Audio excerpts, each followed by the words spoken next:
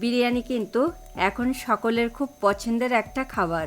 আর এখন আছে কিন্তু বিরিয়ানির বিভিন্ন রকমের ভ্যারিয়েশন।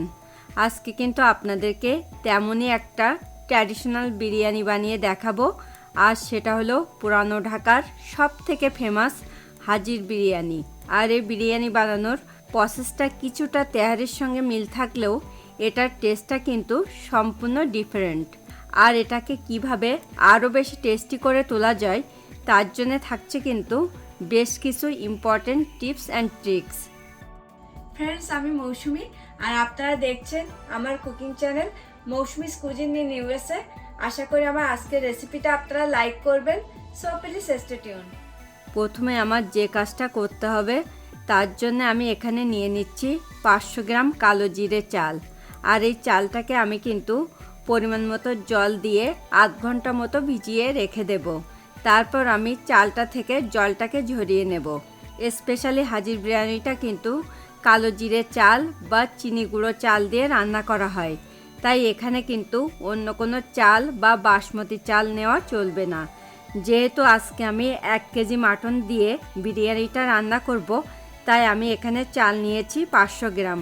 অলওয়েজ যে কোনো বিরিয়ানি রান্নার ক্ষেত্রে কিন্তু যে পরিমাণ চাল নেবেন ঠিক তার ডাবল মাটন বা চিকেন নিতে হবে। একটা প্যান কিন্তু আমি ওভেনে বসিয়ে দিয়েছি।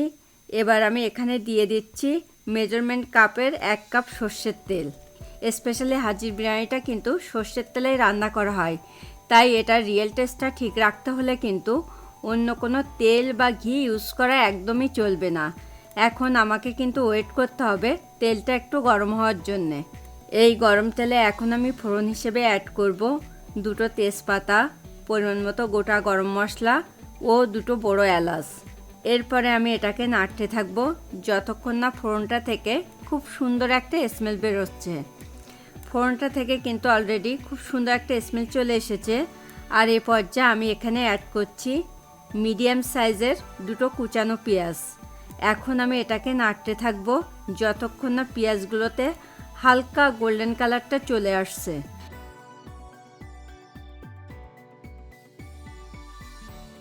দেখুন, পেঁয়াজগুলোতে কিন্তু অলরেডি হালকা গোল্ডেন কালারটা চলে এসেছে। আর এ পর্যায়ে আমি এখানে একে একে অ্যাড করব 2 টেবিল স্পুন আদা পেস্ট, 2 টেবিল স্পুন রসুন পেস্ট, 1 টিস্পুন সাদা জিরের গুঁড়ো, 1/3 টিস্পুন জায়ফলের গুঁড়ো, 1/3 টিস্পুন জয়িত্রী গুঁড়ো, 1 টিস্পুন সাদা গোলমরিচের গুঁড়ো, 1/2 টিস্পুন শুকনো লঙ্কার গুঁড়ো ও 1/3 টিস্পুন হলুদ গুঁড়ো। এরপরে আমি মশলাটাকে খুব ভালো করে কষিয়ে নেব। আর আমি এখানে কিন্তু মশলাগুলো সব ইন্ডিভিজুয়ালি অ্যাড করলাম আপনাদের বোঝার সুবিধার্থে।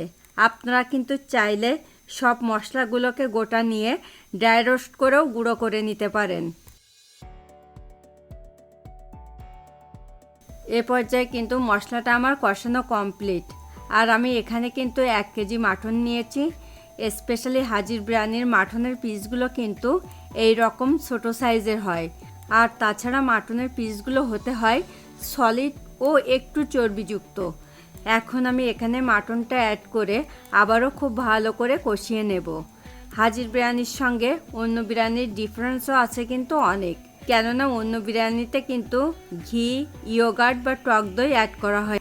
আর তাছাড়া মাটনের পিসটাও থাকে কিন্তু সাইজে অনেকটাই বড়, যেমনটা হাজির বিরিয়ানিতে অ্যাড করা হয় না বা দেখা যায় না। মাটনটা কষানোর মাঝপথে আমি এখানে অ্যাড করব স্বাদ মতো নুন।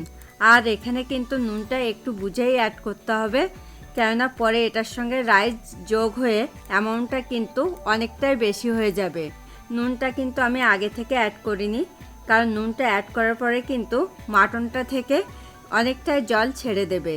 তাই প্রথম পর্যায়ে নুনটা অ্যাড করলে কিন্তু মাটনটা কষানো ভালো হতো না, তাতে করে কিন্তু হাজির বিরিয়ানির টেস্টটাও আর পারফেক্ট আসবে না। মাটনটা কিন্তু এখন কষানোর শেষের দিকে। আর এ পর্যায়ে আমি এখানে অ্যাড করলাম 1/2 টিস্পুন গরম মশলার গুঁড়ো। আবারও আমি এটাকে আনুমানিক আরও 5 মিনিট মতো কষিয়ে নেব। আজকে আমি এটা কিন্তু একটু চটজলদি রান্না করার জন্যে মাটনটা কষানোর পর প্রেসার কুকারে দিয়ে সেদ্ধ করে নেব। আর আপনাদের হাতে যদি এনাফ টাইম থাকে তাহলে কিন্তু আপনারা প্যানে রেখেই মাটনটাকে সেদ্ধ করে নিতে পারেন। এ পর্যায়ে কিন্তু মাটনটা আমার কষানো কমপ্লিট। আমি সেই কষানো মাটনটাকে কিন্তু একটা প্রেসার কুকারে নিয়ে নিয়েছি। এবার আমি এখানে অ্যাড করলাম পরিমাণ মতো জল। এরপরে আমি সব কিছুকে খুব ভালো করে মিশিয়ে নিয়ে প্রেসার কুকারের লিডটাকে আটকিয়ে 6টা সিটি দিয়ে নেব। আর আপনার কটা সিটি লাগবে সেটা কিন্তু সম্পূর্ণ ডিপেন্ড করবে আপনার মাটনের অ্যামাউন্ট ও প্রেসার কুকারের সাইজের উপরে। তাই কারোর একটু বেশি বা কম সিটি লাগতে পারে। এখন কিন্তু আমাকে ওয়েট করতে হবে 6টা সিটি পড়া পর্যন্ত। মাটনটা কিন্তু আমার সেদ্ধ হয়ে গেছে। এখন আমি গ্রেভি থেকে শুধুমাত্র মাটনের পিসগুলোকে তুলে অন্য পাত্রে রেখে দেব। আপনারা যদি আমার এই রেসিপিটা স্টেপ বাই স্টেপ ফলো করে বাড়িতে একবার ট্রাই করেন তাহলে কিন্তু আপনারাও বাড়িতে বসে পারফেক্ট স্বাদে হাজির বিরিয়ানি বানাতে পারবেন। তার জন্য কিন্তু আপনাদের পুরনো ঢাকার রেস্টুরেন্টে যাওয়ার কোনো দরকার হবে না। আর এই গ্রেভিটাকে কিন্তু আমি একটু পরে ইউজ করব। এরপরে আমি এখানে অ্যাড করছি মাটনের গ্রেভি সহ 1 কেজি জল। যেহেতু আজকে আমি বিরিয়ানিটা 500 গ্রাম চাল দিয়ে রান্না করব, তাই জলটা কিন্তু চালের অ্যামাউন্ট থেকে ডাবল হতে হবে। আর চেষ্টা করবেন স্পেশালি এই বিরিয়ানিটা রান্নার জন্যে এই রকমের একটা ছড়ানো প্যান নেওয়ার। তাতে করে কিন্তু রাইসটা পারফেক্টলি ঝরঝরে হবে। এরপরে আমি এটাকে ঢেকে দিলাম যতক্ষণে এটা একটু ফুটে উঠছে। জলটা ফুটে ওঠার পরে কিন্তু আমি এখানে খুব ভালো করে ক্লিন করে রাখা জল ঝরানো কালো জিরে চালটা অ্যাড করেছিলাম। সরি, আমার ক্যামেরাটা অফ স্ক্রিন হওয়াতে আমি আপনাদেরকে চালটা অ্যাড করা দেখাতে পারলাম না। দেখুন চাল ও জলের অ্যামাউন্টটা কিন্তু সমান হয়ে গেছে। আর এ পর্যায়ে আমি এখানে অ্যাড করছি সেই তুলে রাখা মাটনের পিসগুলো।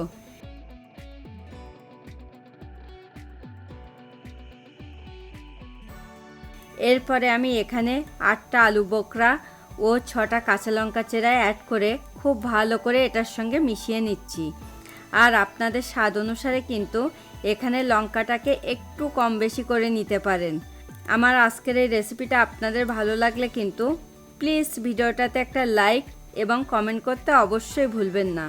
এরপরে আমি এখানে অ্যাড করলাম পরিমাণ মতো রোজ ওয়াটার ও পরিমাণ মতো কেওড়া সেন্ট। এবার আমি ওভেনের ফ্লেমটাকে লোতে রেখে এটাকে ঢেকে দিলাম 10 মিনিটের জন্যে। এখন আমি একটু চেক করে দেখব রাইসটা সেদ্ধ হয়েছে কিনা। রাইসটা কিন্তু সেদ্ধ হয়ে গেছে। আর এই পর্যায়ে আমি ওভেনটা অফ করে দিয়ে এটাকে স্ট্যান্ডিং টাইমে 5 মিনিটের জন্য আবারও ঢেকে রেখে দেব। এখন আমি আপনাদেরকে একটু দেখিয়ে দেব আমার বিরিয়ানিটা ঠিক কতটা পারফেক্ট ও ঝরঝরে হয়েছে। দেখুন বিরিয়ানিটা কিন্তু এই গরম থাকা অবস্থাতেও যথেষ্ট ঝরঝরে। আর এটা কিন্তু একটু ঠান্ডা হওয়ার পরে আরও বেশি ঝরঝরে হয়ে যাবে। এখন আমি বিরিয়ানিটাকে পরিবেশনের জন্য সার্ভিং বলে তুলে নেব। এবার আমি বিরিয়ানিটাকে সার্ভিং বলে তুলে নিচ্ছি। আপনারা নিশ্চয়ই দেখেও বুঝতে পারছেন যে আমার বিরিয়ানিটা ঠিক কতটা পারফেক্টলি তৈরি হয়েছে। আর এই হাজির বিরিয়ানিটা কিন্তু অন্য বিরিয়ানির থেকে স্বাদে ও গন্ধে একেবারেই আলাদা। আর তাছাড়া এটার লুকসটাও কিন্তু অন্য বিরিয়ানির থেকেও সম্পূর্ণ ডিফারেন্স। এরপরে আমি বিরিয়ানিটাকে একটা এগের চিকেন দিয়ে গার্নিশিং করে নিলাম। তাতে করে কিন্তু বিরিয়ানিটা দেখতে অনেক সুন্দর লাগছে। আপনাদেরকে যে আমার মতো করে বিরিয়ানিটাকে গার্নিশিং করে নিতে হবে তেমনটা কিন্তু নয়। আর তাছাড়া আমার বিরিয়ানিটা কিন্তু এখন পরিবেশনের জন্যও একদম রেডি টু গো। ফ্রেন্ডস, আপনারা যারা প্রথম আমার চ্যানেলটাতে ভিজিট করছেন প্লিজ আমার চ্যানেলটাকে সাবস্ক্রাইব করুন। খুব তাড়াতাড়ি আবার দেখা হবে নতুন কোনো রেসিপি নিয়ে। Thanks for watching this video.